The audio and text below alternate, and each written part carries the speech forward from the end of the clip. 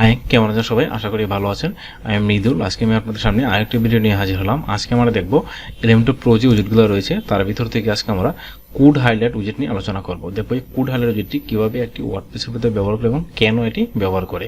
তো চলুন শুরু করা যাক। প্রথমে আমরা কী করবো, জাস্ট আমরা এখানে সেকশন নিয়ে নিব এবং জাস্ট আমি এটা কী করবো, একটা উইথ দিয়ে নিব। জাস্ট আমি একটা উইথ দিয়ে নিলাম হচ্ছে আমি জাস্ট হচ্ছে 300 পিক্সেল আমি একটা উইথ দিয়ে দিলাম। তো আসলে আমরা কোড হাইলাইট উইজেটটি কেন ব্যবহার করব? কোড হাইলাইট উইজেটটি ব্যবহার করবো এই জন্য যে আমরা যদি চাই যে আমরা কোনো কোড হচ্ছে আমরা ওয়েবসাইটের ভিতরে আমরা শো করাবো, সেই কোডগুলো শো করানোর জন্য আমরা কোড হাইলাইট উইজেটটি ব্যবহার করব। আমরা কিন্তু এখানে যে কোনো ধরনের কোড শো করাতে পারি। এখানে দেখেন অনেকগুলো ল্যাঙ্গুয়েজ রয়েছে। জাস্ট আমি ডার্ক কার্নারে ছেড়ে দিই এবং এখানে যদি প্রথমেই দেখেন কি রয়েছে, দেখেন এখানে কিন্তু কন্টেন্ট এবং অ্যাডভান্স স্টাইল কিন্তু যে আমাদের একটা অপশন থাকতো এখানে ডিজাইন, কিন্তু এখানে সেই অপশনটি কিন্তু এখানে নেই। এখন দেখেন আমরা যে কোড হাইলাইটে ক্লিক করি, দেখেন প্রথমে কি রয়েছে ল্যাঙ্গুয়েজ। জাস্ট আমরা ক্লিক করি এখানে এখানে কিন্তু অনেকগুলো ল্যাঙ্গুয়েজ রয়েছে। HTML, CSS, SAS, তারপর JavaScript, TypeScript, React JSX, React TSX, PHP, Ruby, কিন্তু অনেকগুলো অপশন রয়েছে। আমরা চাইলে যে কোনো হচ্ছে কিন্তু ল্যাঙ্গুয়েজ এখান থেকে সিলেক্ট করে নিতে পারি। এখন দেখেন এখানে প্রথমে কি রয়েছে, জাভাস্ক্রিপ্ট ডিফল্টভাবে সিলেক্ট করা থাকে এবং এখানে কিন্তু ছোট্ট কোড রয়েছে। দেখেন কোডটা কিন্তু এখানে চলে আসছে। তো এই যে কোডটা আমরা দেখেন এখানে কি এখানে স্ক্রল চলে আসছে। তো আমরা দেখবো যে এগুলো কীভাবে ঠিক করে।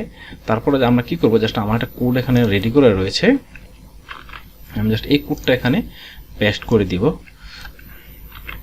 দেখেন আমার কোডটা কিন্তু এখানে চলে আসছে।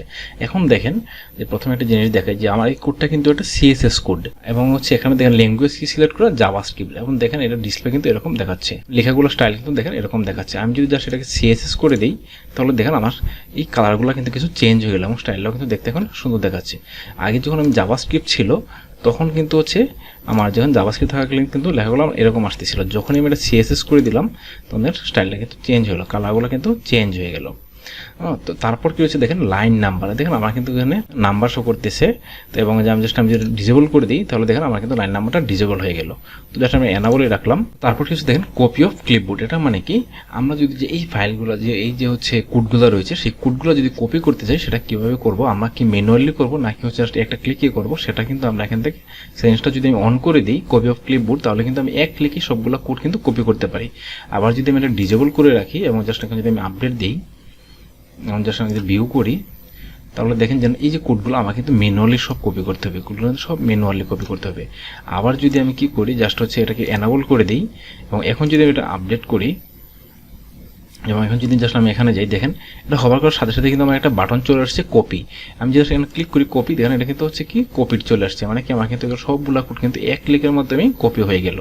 এখন যদি জাস্ট আমি এখানে যাই এবং হচ্ছে আমি এটাকে হচ্ছে ডিলিট করে দিই এবং জাস্ট এখানে পেস্ট করি, দেখেন আমার কোডগুলো কিন্তু এখানে চলে আসলো। তো এইভাবে কি করতে পারি, আমরা কিন্তু হচ্ছে এই সেটিংসের মাধ্যমে কপি অফ ক্লিপবোর্ড এই সেটিংসের মাধ্যমে কিন্তু এখানে আমি এই বাটনটা নিয়ে আসতে পারি। তারপর কি হচ্ছে হাইলাইট লাইন, মানে কি আমি যদি চাই যে আমার এখান থেকে কোনো লাইনকে আমি হাইলাইট করবো সেটাও কিন্তু এখান থেকে করতে পারি। তো আমি চাচ্ছি যে আমার হচ্ছে 9 নম্বর লাইনটা আমি হাইলাইট করবো, দেখেন আমার 9 নম্বর লাইনটা কিন্তু এখানে হাইলাইট হয়ে গেল। আমি চাচ্ছি যে শুধু 9 না, আমি আরও কিছু লাইন হাইলাইট করবো। তো 5, দেখেন 5 নম্বর লাইন হাইলাইট হয়ে গেল এবং হচ্ছে আমি কি করবো 6 নম্বর লাইন, দেখেন 6 নম্বর লাইন কিন্তু আমার হাইলাইট হয়ে গেল। এবং এগুলোকে আমি যদি একাধিক লাইন হাইলাইট করতে চাই তাহলে কি করতে হবে, আমার কিন্তু হচ্ছে নাম্বার দিয়ে ক্ষমা ব্যবহার করে কিন্তু আমার হাইলাইট করতে হবে। আবার যদি চাই যে না আমি চাচ্ছি যে হচ্ছে 5 থেকে আমার 10 পর্যন্ত আমি জাস্ট একসাথে হচ্ছে 5টা লাইন আমি হাইলাইট করবো, তাহলে সেটাও কিন্তু আমি এখানে পারবো। তারপরে যে কি ওয়ার্ড র্যাপ, এর মানে কি, এই যে দেখেন আমার এই যে 5 নম্বর লাইনটা এটা কিন্তু হচ্ছে এই পাশে গিয়ে কিন্তু আরও কিছু অপশন রয়েছে। আমি জাস্ট যদি স্ক্রল করি দেখেন আমার কিন্তু আরও কিছু অপশন রয়েছে, এখানে কোড রয়েছে। তো আমি যদি চাই যে হচ্ছে আমি এটা এনাবল করে দিব ওয়ার্ড র্যাপটা, তাহলে দেখেন আমার লাইনটা কিন্তু এখান থেকে র্যাপ করে কিন্তু নিচে চলে আসলো। এভাবে আমরা কি করতে পারি, ওয়ার্ড র্যাপ এই সেটিংসটা ব্যবহার করতে পারি। তারপরে কি থিম কি, এখানে সলিড আছে, আমি ডার্ক দিই তাহলে দেখেন ব্যাকগ্রাউন্ডে ডার্ক চলে আসলো। আমি যদি জাস্ট হচ্ছে ওকাডিয়া দিই তাহলে দেখেন আমার কিন্তু ওকাডিয়া চলে আসলো এবং হচ্ছে আমি যদি দিই হচ্ছে টমেটো এইভাবে চলে আসলো। তো এই হচ্ছে আমরা এখানে থিম যেগুলো আমরা পছন্দ মতো সিলেক্ট করতে পারি। তো দেখেন তারপর কি হচ্ছে হাইলাইট, আমরা চাইলে কিন্তু এখানে হাইলাইটও ব্যবহার করতে পারি। তারপর কিছু দেখেন ফন্ট সাইজ, আমরা চাইলে কিন্তু ফন্ট সাইজটাও কিন্তু এখানে ব্যবহার করতে পারি। এই ছিল হচ্ছে কোড হাইলাইটসের ব্যবহার। আশা করি আপনারা বুঝতে পেরেছেন কীভাবে আমরা এই কোড হাইলাইটস উইজেটটি ব্যবহার করব এবং কেন ব্যবহার করব। তো আজকে আমি এখানেই শেষ করছি, দেখা হবে পরবর্তী ভিডিওতে। আমার একটি কথা, পরবর্তী ভিডিও পেতে অবশ্যই আমার চ্যানেলটি সাবস্ক্রাইব করে রাখবেন এবং পাশে থেকে বেল আইকনে ক্লিক করে রাখবেন। তো ভালো থাকেন সবাই, দেখা হবে পরবর্তী ভিডিওতে। ধন্যবাদ সবাইকে।